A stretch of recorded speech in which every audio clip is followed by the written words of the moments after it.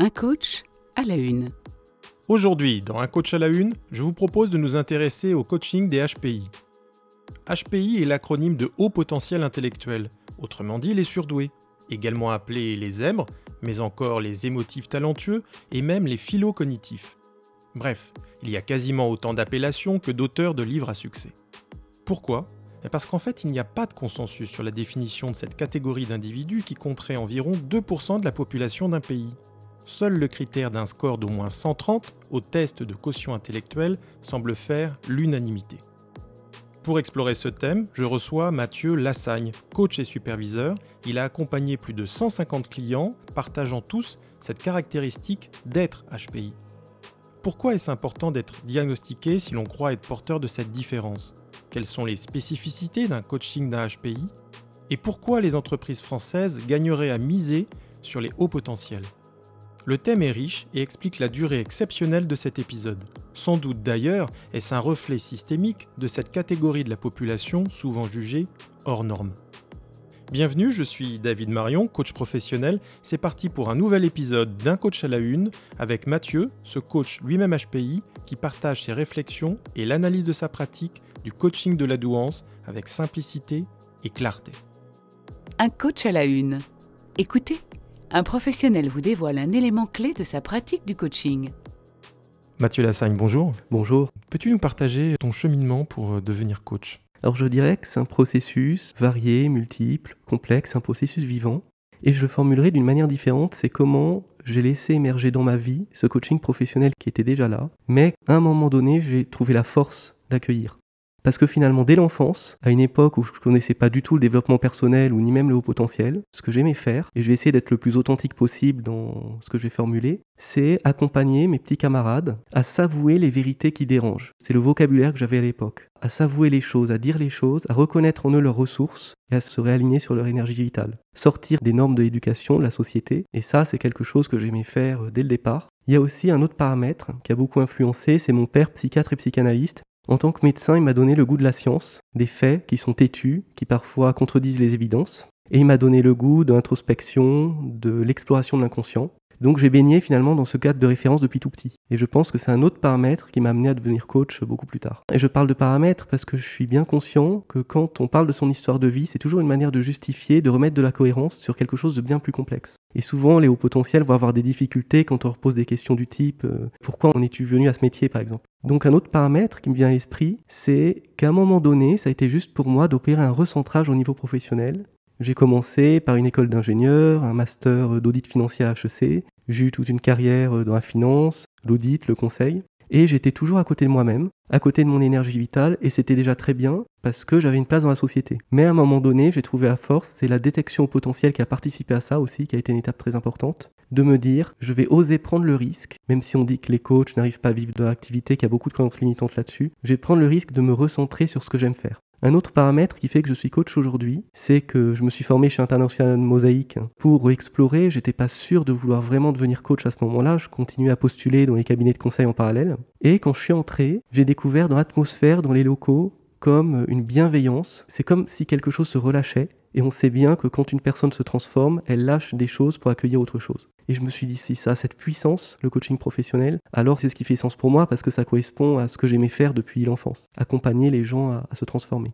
Et c'est là, je pense, à ce moment-là, quand j'ai senti cette atmosphère, cette bienveillance, que je suis tombé amoureux du coaching. Alors de fait, ma deuxième question, tu y réponds déjà un peu partiellement, c'est pourquoi t'être spécialisé dans l'accompagnement des hauts potentiels. De ta première réponse, je déduis que tu as identifié que tu étais toi-même haut potentiel. Oui, je me sentais décalé dans le monde de l'entreprise, et je suis allé voir une thérapeute, et j'ai eu la chance de tomber sur une personne à l'époque qui connaissait le haut potentiel, et j'ai passé le bilan psychologique WACE, qu'il est essentiel de passer quand on se pose des questions sur un éventuel haut potentiel. Et pour la petite histoire, au départ, quand j'ai démarré en tant que coach, j'étais pas vraiment pour la spécialisation parce que la systémique prend une place importante en fait dans ma pratique et je me disais que finalement, que l'on soit au potentiel ou pas, des outils tels que la systémique, la PNL, la Gestalt ont déjà quelque part by design des choses pour accompagner tous les traits de personnalité. Et je me disais que c'était un petit peu une mode, comme beaucoup de personnes se le disent. Et ça, c'était la théorie. Et dans la pratique, quand j'ai accueilli mes premiers clients, tous concernés par le haut potentiel, j'ai découvert que c'était une vraie spécialité, parce que c'est pas une simple écoute du haut potentiel, une simple tolérance de cette différence, c'est une autre manière d'être en relation, c'est comme une texture qu'il y a dans la relation, qu'il faut accueillir, ce qui implique d'avoir en tant que coach accueilli pleinement son haut potentiel, et qu'on va utiliser au bénéfice du client et de ses objectifs. C'est quelque chose de qualitativement différent qu'il y a dans la relation et qu'on va utiliser au bénéfice du client. Et pour moi, c'est pas des formations en 3 jours, ça prend des années pour vraiment se spécialiser en haut potentiel. Ça demande d'avoir fait un grand travail sur soi pour accueillir justement. Peut-être en début d'interview faire un point sémantique. Parfois on entend parler de HPI, donc haut potentiel intellectuel, THPI, très haut potentiel intellectuel. Bon, la différence étant le score au fameux test. On parle aussi de surdoué, de multipotentiel. Il y a effectivement pléthore d'appellations. Quelle est celle qui semble pour toi la plus pertinente ? Il y a des débats infinis entre les spécialistes, entre les égos, je dirais plutôt, sur ce que c'est vraiment que le haut potentiel. Et ce concept a autant de mal à se trouver que le haut potentiel lui-même a du mal à se trouver dans son identité, dans son entreprise. Et je trouve le reflet systémique très intéressant. Et c'est une question par définition insoluble. Le mot qui pour ma part me convient le mieux, c'est la douance, mais j'ai l'habitude d'employer haut potentiel par réflexe. J'ai pas réellement de préférence en réalité. Est-ce que tu fais une différence entre ces différentes terminologies ? Je fais pas de différence entre la douance, le haut potentiel. Par contre, le très haut potentiel, c'est encore différent. Et la multipotentialité, pour moi, il y a des points communs avec le haut potentiel, mais c'est aussi différent, on en parlera aussi. Alors de fait, ce que je te propose, c'est que pendant l'entretien, dans les questions, je parlerai de HPI pour être un peu plus concis. Comment définirais-tu le type de profil qu'incarne un HPI ? Ce sur quoi les spécialistes sont le plus d'accord, c'est un QI supérieur à 125-130. Ça veut dire une rapidité cognitive, une efficacité dans la manière de résoudre des problèmes complexes, tout simplement. Mais il n'y a pas que ça, il y a un second paramètre fondamental, c'est la pensée profondément intuitive. C'est trouver des solutions sans pouvoir se l'expliquer. Et c'est là tout l'enjeu des personnes concernées par le HPI, parce que cette manière de penser n'est pas très reconnue encore dans le monde de l'entreprise, et c'est très complexe en tant que personne intuitive d'expliciter ses propres compétences. Et souvent, j'ai l'habitude de dire qu'il y a un facteur 5 entre le salaire que les personnes se font payer en fait, et leur vraie capacité, c'est qu'elles pourraient vendre, parce qu'elles sont dans la méconnaissance de la puissance de cette intuition, et des résultats concrets que ça apporte à l'entreprise. Et je dirais, troisième paramètre, pas plus d'hypersensibilité que les autres en moyenne. Alors justement, on parle de QI, donc quotient intellectuel, mais parfois aussi on parle de QE, quotient émotionnel. Il n'y a pas nécessairement une corrélation entre le QI et le QE chez ces personnes. Au quotidien, je vois une forte sensibilité, mais je fais la différence entre une forte sensibilité et une hypersensibilité au sens psychologique du terme. Et il y a souvent une confusion là-dessus. C'est-à-dire ? On peut avoir une forte sensibilité, c'est-à-dire sentir ce qui se joue chez l'autre, ce qui se joue dans une relation. Et les hauts potentiels sont souvent de très bons DRH parce qu'ils vont vraiment sentir dans le collectif les enjeux que personne ne voit.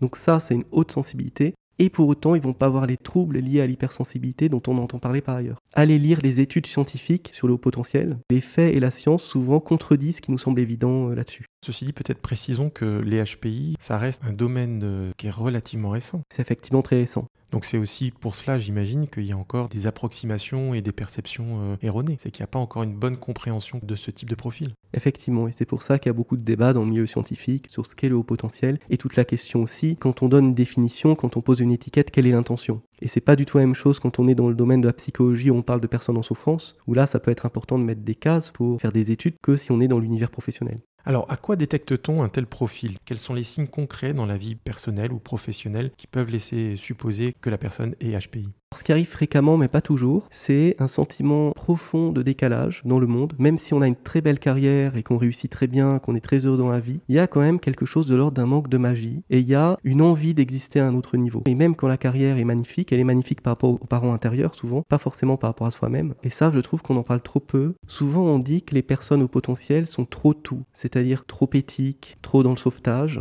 trop intenses. Elles vont parfois trop mettre les pieds dans le plat. Et il y a, comme je le disais tout à l'heure, cette pensée intuitive, cette difficulté à se faire comprendre. C'est-à-dire que souvent la personne au potentiel, elle voit une évidence. Ce qui pour elle est une évidence, elle ne comprend pas pourquoi les autres ne voient pas venir par exemple la fin d'un projet qui ne va pas marcher. Et beaucoup disent, je l'ai prévu 1 an en avance, j'ai prévenu tout le monde, et au moment où ça arrive, on se souvient plus du tout que j'avais prévenu. Mais ça, c'est pas toujours vrai, parce que parfois le faux self est tellement profond que la personne peut se reconnaître dans aucune de ses caractéristiques, aucune des listes à Prévert qu'on trouve sur Internet. D'où l'importance, quand tout au fond de soi, il y a l'intuition qu'on pourrait être concerné, même si au niveau conscient on se dit quelle arrogance, je suis pas du tout concerné par le haut potentiel, en quoi je me prétendrais concerné. Quand il y a quand même cette petite voix qui dit que ça pourrait être ça, c'est passer un bilan psychologique avec un psychologue certifié qui s'en tiendra à la méthodologie WACE et qui aura vraiment envie de vous aider. Est-ce qu'il y a des listes sur Internet? Est-ce qu'on peut trouver des professionnels certifiés, agrémentés pour passer ce genre de test? Comment ça se passe concrètement? Alors oui, il y a un certain nombre d'associations, telles que l'association Mensa France, qui, il me semble, connaissent des personnes qui font passer ces bilans psychologiques. Et c'est très intéressant de vérifier plusieurs choses, les diplômes, mais aussi la bienveillance que vous sentez dans la relation. Lorsque vous appelez la personne, pour vous renseigner sur comment ça se passe. Et pourquoi est-ce utile de faire le test selon toi? C'est utile parce qu'il peut y avoir un effet Barnum avec tout ce qu'on trouve sur les réseaux sociaux. La douance est effectivement une mode, dans le sens où beaucoup de personnes se sentent concernées pour justifier autre chose. Et les premières qui se posent des questions authentiques sur l'éventuel haut potentiel sont les dernières à se reconnaître, à passer le pas. C'est ça le grand paradoxe. Il y a à la fois la mode et la mode de dire que c'est une mode. Et peut-être aussi avoir une représentation rationnelle de sa multipotentialité. Tout à fait. Et c'est pas du tout un test logico-mathématique comme on l'imagine parfois. C'est plusieurs types d'intelligence qui sont évaluées. Des intelligences vraiment différentes. Ça va être empiler des cubes, créer une histoire par exemple. Enfin, pour l'avoir passé, c'est aussi le psychologue vous lit un texte, quels sont à la fin de la lecture de ce texte les mots qu'on peut retenir de ce texte. Il y a aussi résoudre des problèmes mathématiques de CM1 tout en ayant une lecture d'une poésie à haute voix du professionnel. Donc il y a plein de situations qui sont là pour tester la capacité à se connecter à une intuition et à quelque chose qui dépasse un peu le classique, quoi. Et ce que tu dis, c'est extrêmement important, c'est que tu parles du lien avec le psychologue. Et c'est le psychologue qui va aussi poser une hypothèse qualitative sur cette manière profondément différente de fonctionner qui est le haut potentiel. Ce qu'on n'a pas avec un test logico-mathématique ou un test passé sur Internet qui n'a pas de valeur particulière. Pourquoi est-ce souvent lié le fait d'être multipotentiel ou HPI et le fait d'avoir un syndrome de l'imposteur aussi fort? Le fait d'avoir toujours le sentiment de ne pas être légitime, par exemple? Alors là, on est au cœur de la question. Et ça parle de l'histoire de vie de nombreuses personnes concernées par le haut potentiel. C'est qu'au départ, quand la personne vient au monde, il y a ce cerveau extrêmement sensible, extrêmement rapide, qui va sentir très vite l'insécurité dans le monde des adultes. Très vite, il va sentir ce qui se joue vraiment, alors que normalement, l'enfant classique, il est dans une idéalisation de la mère représente son univers, et il ne voit pas tout de suite, en fait, l'envers du décor. C'est schématique, bien sûr, ce que je dis là, mais l'enfant surdoué va très vite voir l'envers du décor, et il va se dire, dans ce monde-là, je suis décalé, il va se dire à un niveau inconscient, bien sûr, et pour survivre, je vais devoir m'adapter et créer une personnalité de façade, et même créer des croyances de façade pour donner le change, finalement. Le fameux faux self. Le faux self. Et c'est ce faux self qui souvent va perdurer à l'école, puis dans la vie professionnelle. Et tout l'enjeu de beaucoup de personnes concernées aujourd'hui par le HPI au niveau professionnel, c'est de se dire maintenant cette armure, je peux la lâcher parce que j'en ai plus besoin. En tout cas, je peux en lâcher une partie. Il y a une partie qui est peut-être toujours très utile, mais je peux en lâcher une partie et me réaliser enfin et me recentrer enfin sur mon énergie vitale, ma zone d'excellence. Il y a aussi parfois les perceptions erronées des autres, et notamment sur un point, c'est qu'il y a parfois un amalgame réalisé avec l'autisme et notamment les Asperger, qui pourraient être qualifiés de surdoués à certains égards. Peux-tu nous dire deux mots de cet amalgame qui est évidemment faux? Ce que je peux dire, c'est que c'est deux choses bien différentes, effectivement. Après, pour ma part, et là je parle de mon expérience personnelle, ça a été utile d'apprendre à connaître l'Asperger, et plutôt le spectre de l'autisme, pour accompagner des personnes concernées par le haut potentiel, parce que je trouve souvent un petit quelque chose, tout de même, d'Asperger, qu'il y a dans la relation, et qui donne justement tout son génie à certaines personnes HPI ou THPI. Et j'ai quand même, par expérience, rencontré des personnes concernées par le haut potentiel, ça a été une révélation pour elles de se faire détecter, c'est qu'après tout est évident. C'est comme s'il manquait toujours une pièce du puzzle, et la détection au potentiel, on revoit sa vie et on se dit c'était juste ça. Donc à la fois, j'ai envie de dire c'est pas du tout lié, mais tout de même, quand on entame un processus de détection au potentiel, ça peut être intéressant de se renseigner sur Asperger au cas où. Venons-en, si tu veux bien, à ton travail spécifique de coach avec les HPI. Que demande un HPI concrètement à un coach quand il vient chercher un accompagnement avec toi, par exemple? Alors je dirais que sur la surface du réel, les objectifs sont différents en fonction de s'il s'agit d'un dirigeant, s'il s'agit d'une personne en prise de poste, ou s'il s'agit d'un entrepreneur ou d'un coach qui veut déployer son activité. Et en amont, je dirais qu'au niveau existentiel, il y a une même texture, même si sur la surface du réel, les objectifs sont différents. Et cette texture, les mots qui me viennent là tout de suite, c'est s'autoriser à exister enfin. S'autoriser à assumer son haut potentiel et à se recentrer sur ce haut potentiel pour déployer son activité, pour faire une prise de poste dans de bonnes conditions. C'est ça qu'il y a en amont. Même si en aval, on va trouver des objectifs différents. Alors pour la prise de poste, ça va être éviter le surtravail, éviter les déséquilibres relationnels et les jeux relationnels parce qu'il y a une posture de sauveur très fréquente chez les personnes au potentiel, même chez celles qui se sentent très bien au niveau professionnel, il y a souvent une petite part de ça. C'est rééquilibrer les relations, c'est un objectif très fréquent. Oser dire les choses, oser clarifier tout de suite un contrat de travail et comment on va travailler ensemble, oser s'affirmer aussi, oser être dans l'écoute de cette intuition et traduire cette intuition. Beaucoup de hauts potentiels croient qu'ils ont un manque de capacité. Ils vont être dans la croyance, par exemple, que, ayant une pensée intuitive, ils ont du mal à décrire les choses de manière séquentielle. Souvent, les capacités sont là parce que c'est assez drôle. J'ai vu des hauts potentiels me dire à quel point ils sont persuadés, point 1, point 2, point 3, qu'ils ont des difficultés à s'exprimer de manière séquentielle. Et ils me disaient de manière parfaitement séquentielle, parfaitement claire, à quel point ils avaient du mal à avoir une communication claire. Comme quoi, c'est au niveau de la croyance que ça se joue, et une des solutions pour ça, c'est tout simplement dire les choses sans avoir besoin de dire tout le contexte et se faire confiance. Il y a souvent un objectif de lâcher le perfectionnisme qui parle de soi, qui parle de son besoin souvent inconscient de plaire, d'être aimé, pour faire confiance à cette intuition et dire par exemple faites-moi confiance, la solution c'est ça. Pour un dirigeant, l'objectif sur la surface du réel, ça va être de se rendre compte que la solution pour son entreprise c'est dans son haut potentiel et que le haut potentiel c'est pas quelque chose à gérer mais il faut quand même s'adapter aux autres. C'est dans l'écoute de cette intuition et de ce haut potentiel que vont se trouver les solutions pour l'entreprise qui sont souvent complètement différentes de ce qu'il semblerait normal d'imaginer. Et le risque c'est de passer complètement à côté pour le dirigeant des vrais enjeux de son entreprise que de passer à côté de sa manière de fonctionner, parce que c'est souvent sa manière de fonctionner qui l'a amené jusque-là.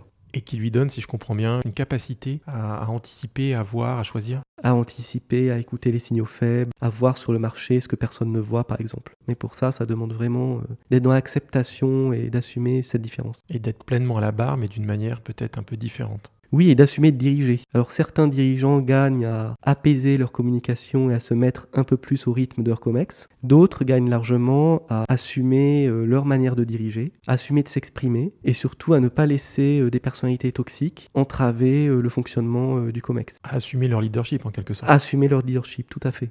Globalement, quelles sont les difficultés auxquelles sont confrontés les HPI dans leur vie professionnelle notamment ? Les difficultés, ça va être ce sentiment de décalage, être dans une organisation qui n'est pas du tout dans les mêmes valeurs. Et souvent, ce que l'on croit être un burn-out, c'est bien sûr un burn-out, mais c'est aussi les émotions qui ressortent d'un coup parce qu'il y a eu un tel écart entre ce que l'on fait et ses valeurs personnelles, là je parle de l'estime de soi, que d'un coup c'est le coup de théâtre en fait, c'est l'explosion et la personne n'en peut plus. Comme si le faux self avait pris trop de place et avait étouffé la vraie personnalité. Effectivement, et puis d'un coup ça sort et la personne se rend compte avec une immense émotion à quel point elle a plus besoin de sens en fait, à quel point ce qu'elle fait c'est pas ce qui aide la société, c'est pas ce qui permet d'aller vers un monde meilleur. La solution, à un autre niveau, c'est de se rendre compte qu'elle a fait des choix dans sa vie et que ces choix étaient justes parce qu'elle avait besoin de ces choix à ce moment-là et qu'elle peut en être fière. Et à ce moment-là, on laisse émerger la transformation qui est déjà là. Pour moi, quand j'accueille un client, les difficultés n'existent pas. Il y a simplement monter en conscience sur les choix que l'on a faits et que ce qui a été vécu, c'est pas injuste, c'est simplement ce qui devait être vécu. C'est aussi remettre en responsabilité donc. Remettre en responsabilité quelque part, sans culpabiliser, c'est ça la nuance importante. Souvent la difficulté chez le haut potentiel, c'est le conflit interne entre le parent intérieur qui demande de rester en faux self et de s'adapter, et la dimension de soi qui a envie de s'envoler, qui a envie de passer à autre chose. Et quand on reconnaît qu'il y a ce conflit intérieur et qu'on prend le meilleur de chacun, qu'on relie ces deux parties, c'est là qu'il n'y a plus de difficulté et qu'il n'y a que des solutions.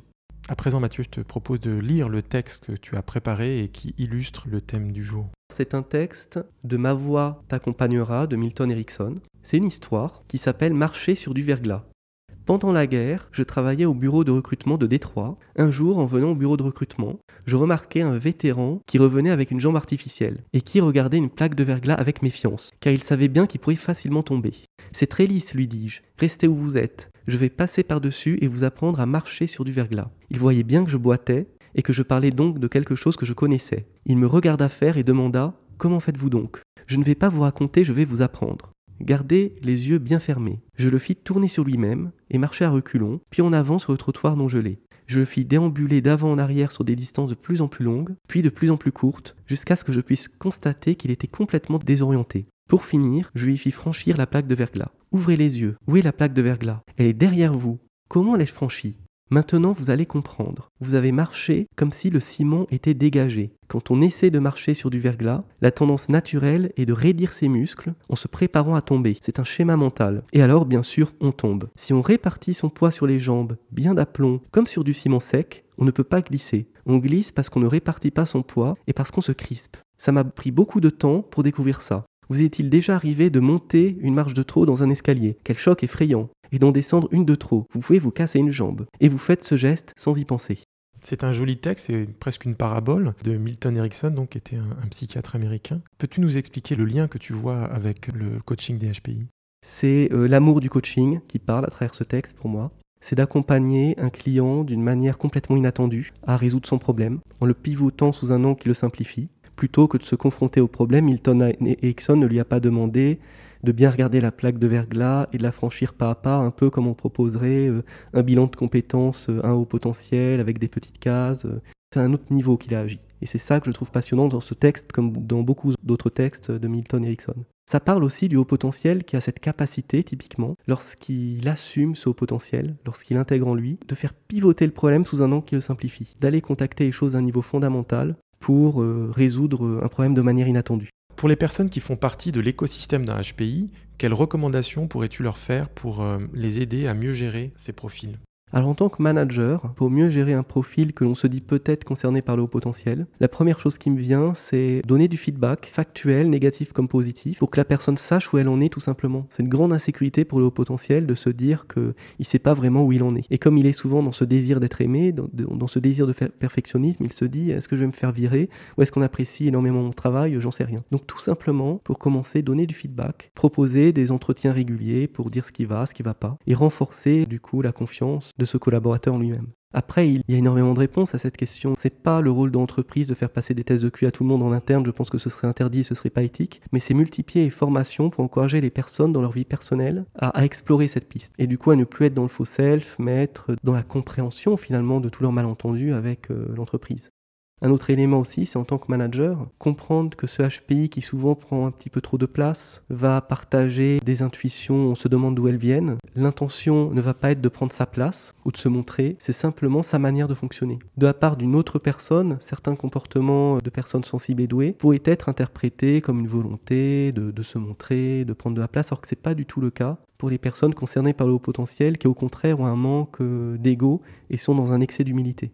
Alors, depuis le début de l'entretien, parfois on parle de faux self, de vrai self. C'est en référence au concept de Donald Winnicott. Est-ce que c'est systématique, cette capacité qu'a le HPI à mettre effectivement un faux self, donc une sorte de masque social qui est un réflexe presque d'autoprotection ? Alors je dirais que tout le monde a un faux self et que c'est bien sûr pas spécifique au HPI. Et beaucoup d'enfants n'ont pas reçu l'amour inconditionnel dont ils auraient eu besoin, je dirais presque la majeure partie. Et donc tout le monde, à un certain niveau, s'est construit une forme de faux self. Sauf que je pose l'hypothèse, et ce n'est qu'une hypothèse ici, d'après mon expérience, que ça peut être encore renforcé chez certaines personnes concernées par la douance. Pourquoi renforcé ? Parce qu'il y a ce cerveau qui capte tout. Il va y avoir un décalage, et du coup la volonté de combler ce décalage pour être aimé, pour être intégré, accepté. Donc presque une sorte de faux self caméléon. Exactement. Qui va vraiment s'adapter complètement à ce qu'on attend de lui dans toutes les situations. Et beaucoup, de manière très très inconsciente, sont dans la panique intérieure de toujours anticiper les besoins des autres pour ne surtout pas se retrouver dans une situation où ils pourraient être rejetés. Peux-tu nous partager, Mathieu, des exemples emblématiques d'accompagnement de HPI que tu as pu mener au cours de ta carrière ? Alors, comme je le disais, les enjeux des hauts potentiels, c'est souvent comme une même essence, une même texture. Et pour cela, je dirais s'autoriser à exister enfin, s'autoriser à s'épanouir et à réussir. Et après, de cette texture, sur la surface du réel, vont se décliner différents objectifs, différents sujets de coaching en fonction de la situation, que la personne soit dans le contexte d'une prise de poste, qu'elle soit dirigeante, qu'elle soit un coach qui développe son activité par exemple. Si je peux donner des exemples, j'ai eu au moins, je dirais, 150 clients, tous HPI, et donc je sens cette texture qui est quelque part la même, et c'est là pour moi qui est la spécialisation, c'est qu'il y a cette même essence derrière. S'autoriser à exister, s'autoriser à se relier à sa zone d'excellence. Et après, sur la surface du réel, comme chacun a une situation différente, j'ai eu beaucoup de dirigeants, par exemple, où tout le sujet, c'était d'assumer de diriger, d'assumer de remettre des relations positives et structurées au sein de l'équipe de direction, et que c'est ça qui va aussi libérer la créativité. Et ça demande de dépasser son faux self, parce que ça demande de sortir de la culpabilisation de « mince, qu'est-ce que moi je fais de mal ?» pour assumer de poser des règles claires pour l'équipe, pour qu'elle puisse fonctionner. Pour l'entrepreneur, ça va être, plutôt que d'essayer de copier l'activité de quelqu'un d'autre, oser se lancer sur la création d'un métier qui peut-être n'existe pas encore, mais qui est complètement aligné avec ce que l'on est, que ce soit en termes de vision, en termes de sens et en termes de capacité. J'ai beaucoup de prises de poste financées par les organisations, et souvent le sujet lors d'une prise de poste, et encore une fois, ça implique la sortie de cette personnalité de façade que l'on s'est créée pour exister, dans le contexte de la prise de poste, ça va être, dès le départ, sortir d'une manière d'être en relation très inconsciente qui va consister en l'adaptation, sortir de ce jeu-là, ce qui peut être un grand défi parce que c'est souvent le jeu qui a été joué depuis l'enfance, pour se sentir libre dans la relation au sens de l'analyse transactionnelle. Et libre, c'est quoi? C'est clarifier les choses dès le départ, c'est s'affirmer, c'est parfois mettre les pieds dans le plat même si c'est avec diplomatie. Et donc ça va créer des relations positives dès le départ de la prise de poste. Et ça, c'est un sujet qui revient souvent. Ce que j'ai envie de dire par rapport aux différents sujets que j'ai en coaching, très rarement il s'agit de capacité à créer. Souvent, les hauts potentiels croient qu'ils sont dans un manque de capacité de quelque chose, comme communiquer de façon claire, alors que c'est au niveau des croyances que ça se joue, croyances qui elles-mêmes sont reliées au faux self dont on parlait tout à l'heure, à cette personnalité de façade, à ces croyances de façade que l'on se crée pour se sécuriser quelque part. Et c'est par exemple faire sauter la croyance qu'une communication doit être forcément parfaitement authentique et doit dire toute la vérité dans son intégrité parce que c'est impossible. Et le fait de lâcher cette croyance pour se contenter d'écouter son intuition, parfois de dire ce qui vient, parfois d'être schématique mais au moins d'être compris par la plupart des interlocuteurs, s'autoriser ça va permettre d'avancer dans sa carrière, d'avancer dans sa prise de poste par exemple.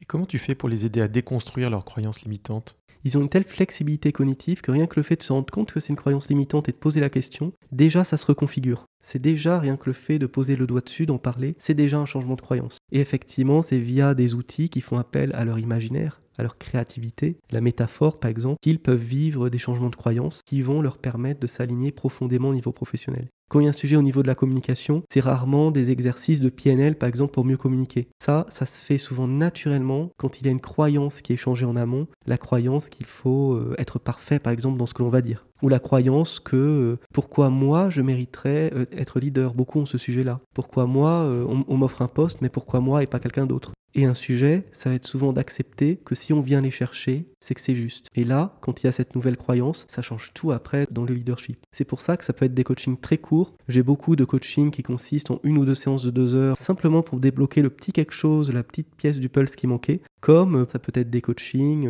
de 10 séances sur un an. Et j'imagine aussi que l'impact que l'accompagnement peut avoir est aussi vrai du point de vue professionnel que personnel. Alors oui, effectivement, l'intention c'est d'accompagner uniquement au niveau professionnel. Le cadre en coaching est extrêmement important. Pourquoi le cadre est important? Parce que souvent le sujet des hauts potentiels, c'est de ne pas se donner assez de cadre. Donc c'est bien professionnel, mais j'en ai vu beaucoup effectivement qui changeaient de vie complètement, parce que quand on accueille son vrai self au niveau professionnel, forcément avec cette flexibilité cognitive, la personne va se dire pourquoi au niveau personnel, je vivrai pas finalement en étant plus à l'écoute de mes besoins par exemple. Et souvent, effectivement, ça fait des changements de vie salutaires, même si c'est pas l'objectif au départ. Et tu as tous les âges, tu as des jeunes, des moins jeunes? Alors oui, j'ai de jeunes entrepreneurs, comme je peux avoir des personnes proches de la retraite par exemple, qui vont découvrir sur le tard leur multipotentialité. Leur multipotentialité ou leur haut potentiel, effectivement. Des exemples de sujets, parmi beaucoup d'autres, c'est le dirigeant qui est au milieu d'une grande organisation, qui vont avoir une communication très directe, et l'incompétence un peu au sein de l'organisation va les insupporter. Et une prise de conscience importante qu'ils font, et là c'est un changement de croyance, c'est le besoin de sécurité psychologique de la personne qui est en face. Qu'il ne suffit pas de dire les choses factuellement, que les personnes sont construites chacune différemment, ont des besoins de sécurité psychologique différents, et l'importance d'être à l'écoute de ce besoin, et que c'est pas un manque d'intelligence de la personne en face, c'est pas un manque de volonté, et l'intention c'est de dédramatiser dans un sens comme de l'autre. Et quand ils prennent conscience de l'importance d'une bonne communication, que c'est pas quelque chose d'un peu fumeux, mais que c'est un véritable outil de management, là ça change beaucoup de choses.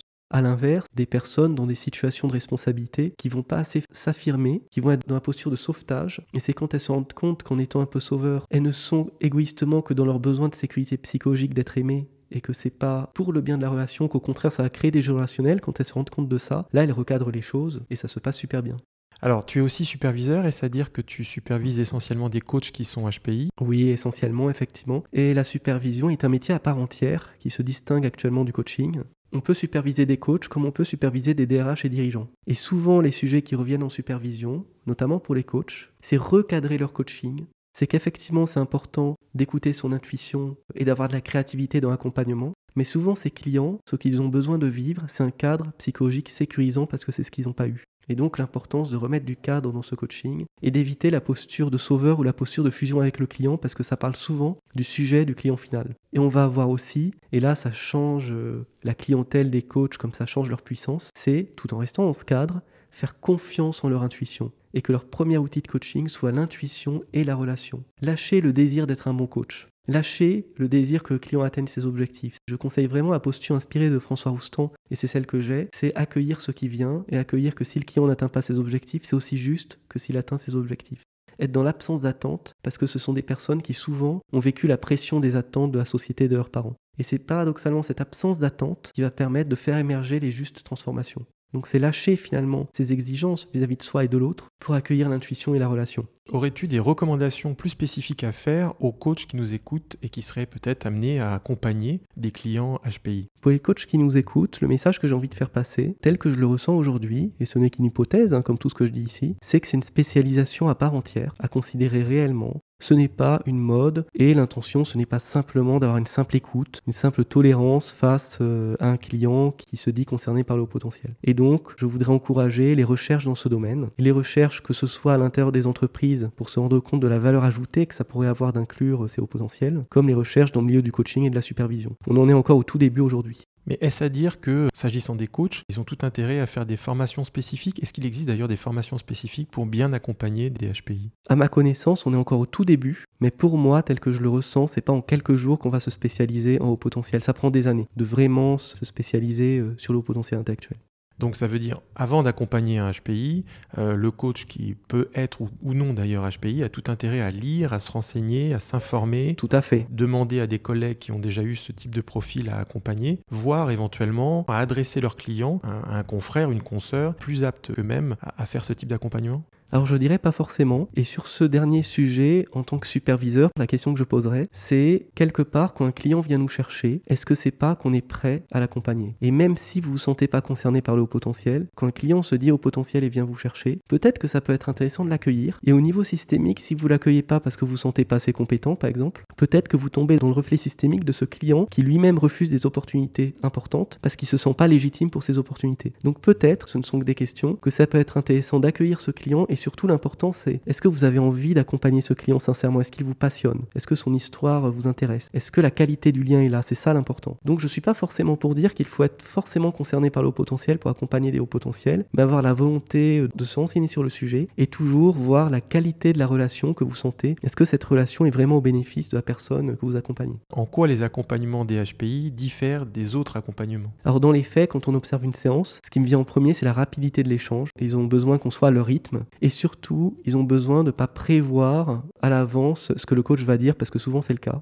Et donc, ça demande des approches, je dirais paradoxales, d'aller là où la personne ne l'attend pas. Et ça fait énormément de bien souvent pour les clients concernés par le haut potentiel, d'avoir un coach qui va poser une question à côté où on ne l'attend pas. Et il va y avoir aussi, je dirais, l'utilisation d'outils tels que la métaphore, des outils inspirés du rêve éveillé qui les connectent à l'imaginaire, parce que c'est là qu'ils se ressourcent en fait. C'est là que se situe leur potentiel. Leur capacité à transposer les problématiques qu'ils ont sur un monde imaginaire, sur une métaphore, et du coup en changeant cette métaphore, ça va du coup en aval leur permettre de voir le problème complètement différemment et de le résoudre. Ça veut dire aussi que pour un HPI, ça peut quand même avoir du sens de se faire accompagner par un coach qui a l'habitude d'accompagner des HPI. Tout à fait, bien sûr. Parce que si le coach n'a pas l'habitude, il risque d'essuyer un peu les plâtres et peut-être d'avoir une certaine difficulté à ne pas rentrer dans certains travers qui ne vont pas convenir au HPI. C'est là tout le débat. C'est pour ça qu'en tant que superviseur, je poserai la question, se contente de poser des questions quand on est superviseur. C'est d'un côté, si le client vient vous chercher, c'est peut-être pas pour rien, ça peut être intéressant d'explorer ça. Et de l'autre, peut-être effectivement qu'une personne qui connaît vraiment le domaine du HPI soit mieux à même de l'accompagner. Ou alors ça peut être un coaching qui va peut-être par exemple révéler la demande sous-jacente dans un premier temps. Tout à fait. Avant d'aller vers un coach plus spécialisé qui pourra l'aider sur la durée à atteindre son objectif. Parce que la personne n'est peut-être pas prête à affronter ce HPI tout de suite. Il y a aussi ce paramètre. Est-ce que ça veut dire que lorsque un HPI entame une démarche de coaching, s'il n'a pas encore fait le test, toi en tant que coach, tu lui conseilles de faire le test? Sans que ce soit une obligation, je conseille toujours de passer le test à un moment donné. Mais encore une fois, si c'est trop tôt et qu'on ne se sent pas prêt, il peut y avoir tellement de bénéfices inconscients à ne pas se reconnaître HPI, parce que du coup on se sent en lien avec les autres, qu'on va inconsciemment faire exprès de rater ce test ou d'avoir une posture un peu rebelle, se dit ce test c'est n'importe quoi et puis on va le rater. D'où l'importance de passer ce bilan psychologique quand on se sent prêt à accueillir vraiment et sincèrement un éventuel au potentiel. C'est-à-dire, tu parlais d'un cas où la personne volontairement se marginalise plutôt qu'avoir une étiquette qui peut-être peut l'effrayer au fond? Tout à fait, à un niveau inconscient bien sûr, même si au niveau conscient, la personne aura l'impression de faire tout ce qu'elle a pu pour que les résultats du test soient pertinents. Ceci dit, ça peut aussi être une prise de conscience que j'aurais dû faire ce test plus tôt, ça aurait donné du sens plus tôt dans ma vie, je le fais un peu tardivement et je me rends compte que j'ai le sentiment d'avoir raté ça ou ça, alors que si j'avais su avant, j'aurais agi différemment. Effectivement, beaucoup de personnes vont dire si je me réaligne sur ma zone d'excellence, que je change de vie, que je sors enfin de ce faux self, alors je vais regretter ces 40 années que j'ai passées en faux self. Et c'est là où ça peut être intéressant, en montant au niveau de conscience, de se dire qu'elles étaient utiles ces 40 années. Qu'il n'y a aucun passé inutile, il n'y a aucun passé injuste, c'est se rendre compte en quoi ça fait sens sur le chemin de vie. Mais ça veut peut-être aussi dire qu'en marge du coaching, il peut être nécessaire d'avoir une thérapie pour accueillir le résultat et la conscientisation de ce que ça signifie en fait. Tout à fait, un coaching ça remue énormément et je conseille souvent qu'il y ait une thérapie en parallèle. Quelles sont les conséquences pour un HPI qui n'est pas accompagné comme il serait souhaitable qu'il le soit? Alors c'est souvent le cas dans le cadre de coaching financé par entreprise, où ils ont une base de données de coach, et on va souvent leur offrir un coaching pour leur faire accepter une situation qui n'est pas acceptable. Donc déjà, c'est biaisé. Et en reflet systémique par rapport à ça, ils vont bien évidemment avoir un coach qui va pas vraiment être à leur écoute, qui va pas leur convenir. Et là, on est dans un jeu de dupes, où le coach lui-même sent bien qu'il y a quelque chose qui va pas dans la relation, mais il va pas se l'avouer à un niveau conscient parce qu'il veut avoir sa mission. Et la personne, elle va revivre avec le coach ce qu'elle a vécu souvent malheureusement toute sa vie, c'est l'adaptation. On va avoir le reflet systémique de ce qui s'est joué avec ses propres parents, c'est je m'adapte au coach pour donner le change finalement. Et ça peut se jouer à un niveau très inconscient. D'où l'importance, même quand c'est financé par entreprise, que les personnes aient le vrai choix de leur coach. Et à la fois, j'ai envie d'ajouter autre chose. Il est tout de même important pour le service RH de vérifier les diplômes du coach, d'échanger avec lui pour vérifier qu'il ne va pas être dans le conseil, par exemple, qu'il respecte vraiment la déontologie du coaching et la définition du coaching. Parce qu'une personne qui ne se sent pas prête encore à accueillir ce haut potentiel qui est en elle, va inconsciemment faire exprès de choisir un coach qui va rejouer le jeu qu'elle n'a que trop vécu. Et qui ne va pas du tout la faire avancer en fait. Et qui va passer complètement à côté de ses enjeux. Et pour le dirigeant, ça va peut-être pour lui passer à côté des enjeux de son entreprise. Alors ceci dit, une question additionnelle qui me vient, c'est que c'est pas forcément évident pour l'entreprise d'identifier qu'un collaborateur ou qu'un dirigeant est HPI. C'est pas simple, d'où l'importance de se renseigner sur le sujet pour se dire « Ah, peut-être que cette personne pourrait être concernée par cette différence ». Sachant que, je le rappelle, le HPI est un continuum, c'est pas une case, et chaque HPI est bien sûr complètement différent. Même si, quand on regarde l'essence qu'il y a derrière ces différences individuelles, on sent quelque part la même texture, d'où la spécialisation. Est-ce qu'il y a une sorte de frémissement, un éveil de conscience du côté des ressources humaines, des entreprises en France sur cette thématique particulière? Je sens un véritable éveil de conscience. Effectivement, il y a encore beaucoup de chemin à faire. Je trouve qu'on pourrait parler du haut potentiel de manière plus positive et plus professionnelle, mais ce qui se passe est déjà très positif. Et est-ce que c'est plus vrai du côté des grandes entreprises ou globalement c'est vrai de manière transverse dans toutes les entreprises en France? Tout va partir de la communauté de haut potentiel, de s'autoriser à exister en tant que communauté et de défendre leurs droits finalement comme tout un chacun. C'est ça qui va vraiment faire avancer les choses. Et il y a effectivement là-dessus un frémissement. Toute communauté comporte en interne des différences et a des contours flous. Et ce qui serait important, c'est de se reconnaître comme communauté autant légitime qu'une autre. Et défendre les droits qui ne sont pas toujours respectés, il y a quand même des injustices. Par exemple, pour certaines communautés, quand on dit certaines choses en entretien, tout de suite on en entend parler dans les médias, alors qu'on n'imagine pas ça pour les personnes concernées par le haut potentiel. Donc il y aurait, je dirais, l'importance de la part des hauts potentiels eux-mêmes de veiller à rééquilibrer les relations au sein de la société. C'est-à-dire oser en parler plus, intervenir dans les médias, oser avoir une parole en fait en tant que HPI, c'est ça? Tout à fait, effectivement. Donc c'est à chacun d'être le porte-parole de soi-même et par extension de tous ceux qui partagent les mêmes spécificités. Ça peut être des petites actions comme par exemple oser en parler, oser parler de ce sujet au sein de son entreprise. Il y a tellement de dirigeants qui n'osent pas parler de cette différence parce que ce serait arrogant, parce que ce serait trop se dévoiler pour plein de raisons. Je les comprends bien sûr, et ça ferait sens en même temps d'oser mettre les pieds dans le plat et de dire que ce qui a fait tout le succès de leur entreprise, c'est aussi leur manière de fonctionner et qu'il y a des besoins associés à ça. Alors quels sont les défis, Mathieu, pour permettre une meilleure reconnaissance et intégration de tels profils dans notre société et dans les entreprises en particulier? Alors pour répondre à cette question, il y a 4 éléments qui me viennent à l'esprit. C'est former sur le HPI, étudier le HPI, dépolitiser le discours sur le haut potentiel et valoriser financièrement l'inclusion des hauts potentiels à juste place dans les organisations.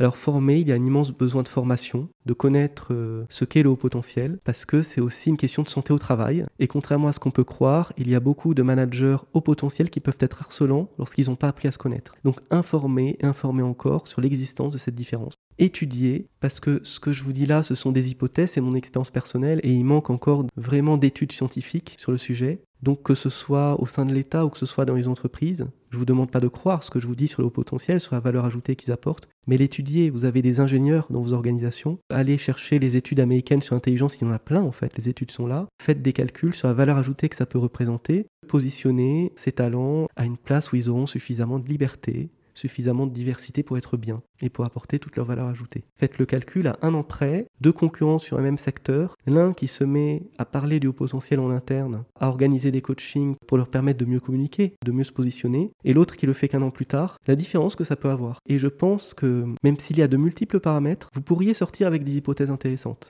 Dépolitiser, parce qu'en France, il y a un discours beaucoup trop négatif sur le haut potentiel, on le voit comme une différence qui serait à gérer, des personnes en souffrance, des personnes rebelles, et je vois un écart fondamental entre ce qu'il y a sur les réseaux sociaux et même dans certains livres sur le haut potentiel et la réalité. Donc vraiment s'en tenir aux faits, s'en tenir à la science, lisez les études scientifiques, politiquement neutres. Bien sûr que c'est un sujet RH, c'est aussi un sujet pour la stratégie de l'entreprise. Parce que ce qu'il y a de particulier avec les personnes concernées par le haut potentiel, c'est que quand on regarde leur manière de fonctionner, la capacité à gérer la complexité, la capacité à sentir ce qui va arriver, il y a comme un reflet systémique entre leur manière de fonctionner et le monde des affaires à l'extérieur de l'organisation.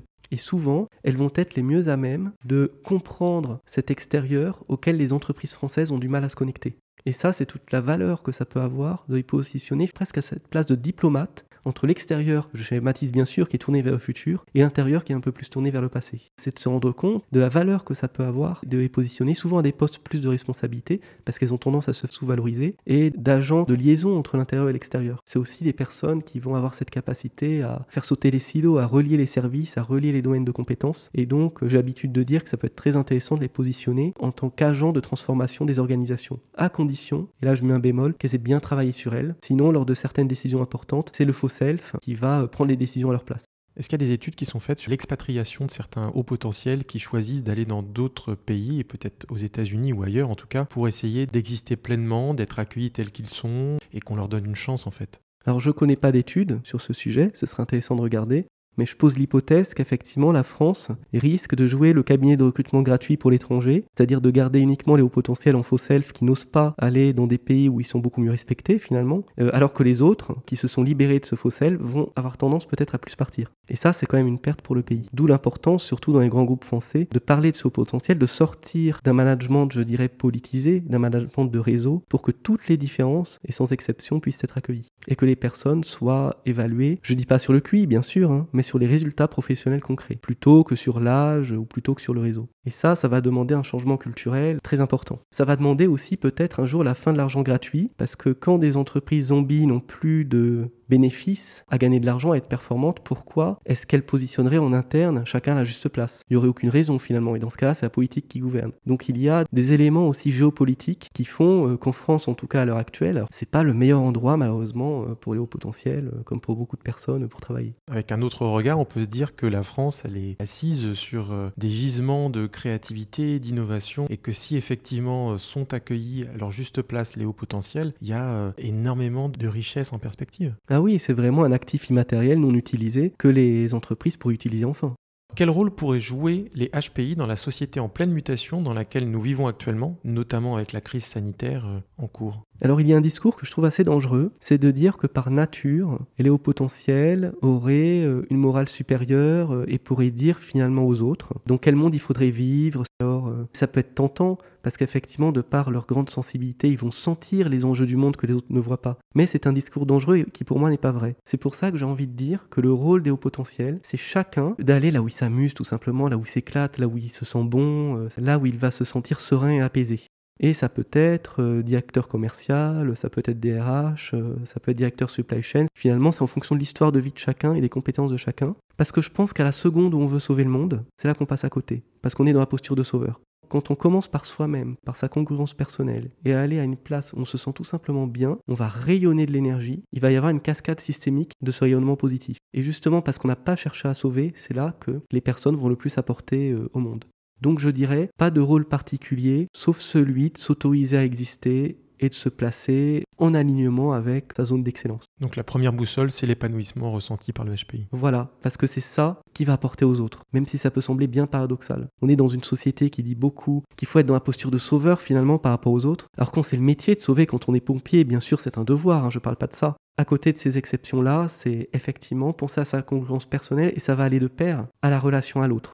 Après, une deuxième réponse à cette question, c'est que beaucoup se retrouvent plus dans des postes transversaux, des postes où il y a la place pour réfléchir, des postes d'intelligence stratégique, dans prospective stratégique, de DRH, tous les postes transversaux qui font face à la complexité. Parce qu'effectivement, ils ont le cerveau qui est câblé souvent pour amener l'organisation à être plus flexible, adaptative, et c'est vraiment ce dont les entreprises françaises ont besoin. Et j'ai l'habitude de dire que les hauts potentiels ont souvent la caractéristique, et c'est là que c'est un sujet spécifique, que c'est pas qu'un sujet de neurodiversité, à être dans leur fonctionnement même un peu le reflet systémique de l'environnement extérieur qui lui-même est très intuitif, disruptif, très rapide. Et du coup, je dis pas que c'est les seuls bien sûr, mais ils vont être capables de se câbler finalement sur ce monde extérieur qui court vers le futur. Ils vont pouvoir avoir le rôle d'agent liant entre cet extérieur et l'entreprise française qui est souvent tournée vers le passé. C'est souvent à cette interface finalement diplomatique presque qui vont être très utiles. Est-ce qu'il y a des métiers spécifiques? Est-ce que par exemple il y a une propension chez les HPI à être artistes par exemple, à utiliser leur fibre artistique et à l'exprimer? Quels sont les métiers types, les domaines d'activité dans lesquels on retrouve le plus souvent des HPI? Alors oui, beaucoup sont d'excellents artistes, effectivement.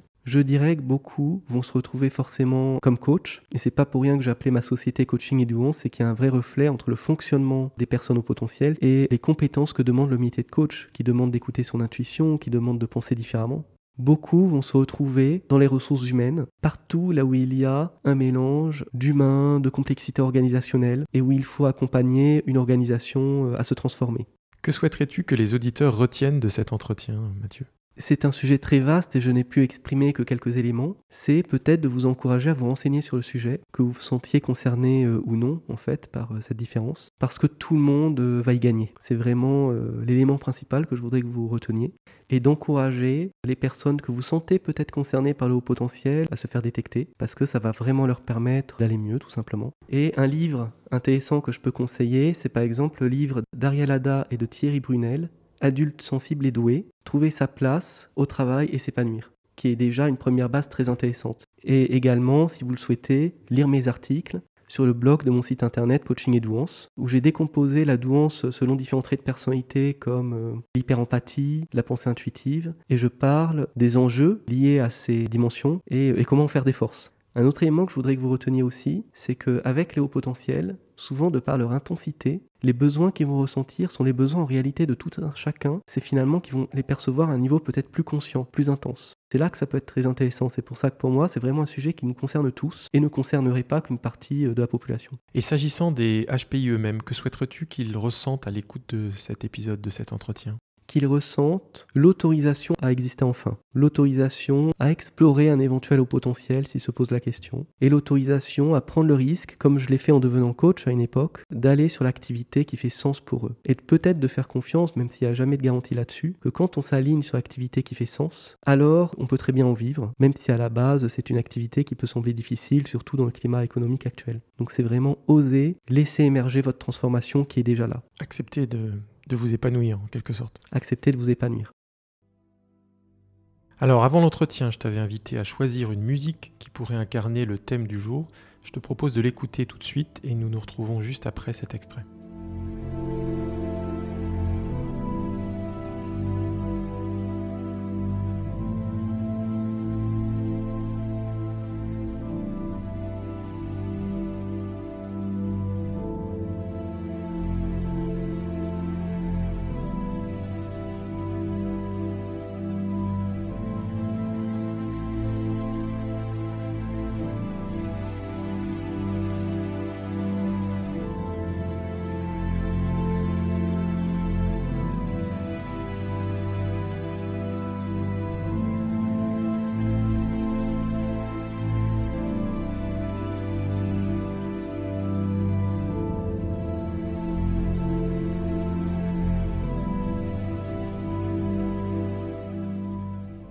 Alors il s'agit donc de la musique du film Interstellar, sorti en 2014 du compositeur américain Hans Zimmer. Pourquoi ce choix, Mathieu ? Pour de multiples raisons. Pour commencer par le calme qu'il y a dans cette musique, parce que souvent les personnes au potentiel gagnent à retrouver ce calme en elles pour faire émerger la conscience et voir les choses vraiment différemment. Et rien que ce calme, cet accueil de soi, cet accueil de son vide intérieur aussi, voire de sa tristesse, c'est de là que vont émerger des solutions, un nouvel alignement. Ça m'évoque aussi la science, sortir de croyances passées, sortir de ces obscurantismes et de ces déterminismes pour exister à un autre niveau. C'est Murph qui au départ, elle regarde sa bibliothèque et elle croit qu'il y a un fantôme dans sa bibliothèque, un peu comme le haut potentiel qui ne se connaît pas, qui ne sait pas ce que c'est que le haut potentiel et qui va avoir la croyance qu'il est fou, avoir la croyance qu'il est seul, à jamais incompris. Et en fait, ces livres qui bougent, c'est son père qui est dans une dimension parallèle et qui essaye de communiquer avec elle. Et là, c'est la notion d'une fois qu'on comprend ça, grâce à la science, grâce aux faits, on comprend tout. Tout devient évident et on sort de l'obscurantisme de ses croyances. Un peu comme quand on a été détecté au potentiel et que tout devient évident, qu'on comprend tous ces malentendus avec la vie personnelle et professionnelle. Ouais, il y a une dimension aussi spirituelle, presque contemplative dans cette musique. Bien sûr, et pour moi, en coaching, ce qui fait le plus sens, c'est finalement une approche phénoménologique, existentielle. Accueillir ce qui est déjà dans l'atmosphère et qui a simplement envie de parler. Est-ce qu'il y a une dimension de science-fiction, d'accompagner un HPI ? Alors je suis un grand fan de Star Trek et de science-fiction forcément, et je pose l'hypothèse que beaucoup de hauts potentiels ont une pensée futuriste, et que là encore, le fait qu'ils puissent s'aligner sur la zone d'excellence, ça va leur permettre de participer peut-être avec les autres bien sûr, à aller vers le futur, à aller vers ce futur qui est magnifique. Ce film, c'est aussi l'amour d'un père pour sa fille, et je pose l'hypothèse, et là je parle pas en tant que coach, je parle en tant que personne, c'est que l'amour est la valeur qui relie les gens entre eux. Mais pour que cet amour soit réel, il y a un besoin d'être parfaitement libre. C'est pour ça que tout au long de ce podcast, je parle de l'importance de se sentir libre dans ses mouvements. Il y a un poème d'Ilan Thomas dans le film, alors je fais la traduction en français. « N'entre pas docilement dans cette douce nuit, hurle, hurle à l'agonie de la lumière. » Ça veut dire ne jamais se laisser enserrer petit à petit par ce faux self, surtout dans cette période de crise où tous les arguments vont être bons pour ne pas oser se lancer dans une activité parce que financièrement ce serait dangereux. Ne pas se laisser déterminer et au contraire, même si ça semble risqué, même si ça semble ne pas être le moment, être toujours libre de ses mouvements. Rester libre pour s'autoriser un océan bleu de possible. C'est la métaphore que je ferai. Écoute, je te propose de rester sur ce mot de la fin. Merci beaucoup Mathieu, merci pour cet entretien. Merci beaucoup.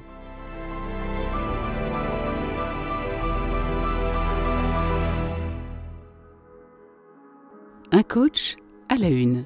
Merci pour votre attention. Retrouvez tous les épisodes d'Un coach à la une sur Apple Podcast, Google Podcast, Deezer, Spotify, Stitcher, TuneIn, ainsi que sur la plupart des applications dédiées au podcast.